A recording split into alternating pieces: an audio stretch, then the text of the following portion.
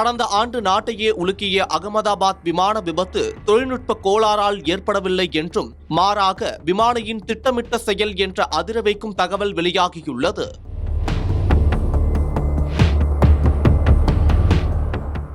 குஜராத்தில் இருந்து கடந்த ஆண்டு ஜூன் 12ஆம் தேதி லண்டனுக்கு புறப்பட்ட ஏர் இந்தியா AI-171 என்ற விமானம் புறப்பட்ட சில நிமிடங்களிலேயே மெகானி நகர் குடியிருப்பு பகுதியில் உள்ள பயிற்சி மருத்துவர் குடியிருப்பில் மோதி விபத்துக்குள்ளானது.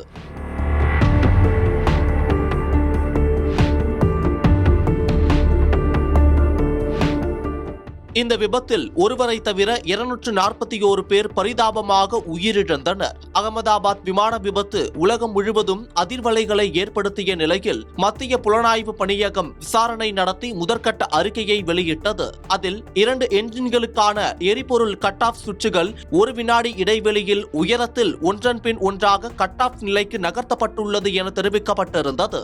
இது தொடர்பாக 2 விமானிகள் பேசிய விமானத்தின் காக்பிட்டில் இருந்த குரல் பதிவும் கண்டுபிடிக்கப்பட்டது. இதனால் பல்வேறு தரப்பிலும் விமர்சனங்கள் முன்வைக்கப்பட்டன. அதே சமயம் இந்த விபத்துக்கு காரணம் விமானிதான் என்ற குற்றச்சாட்டும் வைக்கப்பட்டது. அதற்கு விமான வல்லுநர்கள் பலரும் கண்டனம் தெரிவித்திருந்தனர். மத்திய அரசும் இந்த தகவலை மறுத்திருந்தது.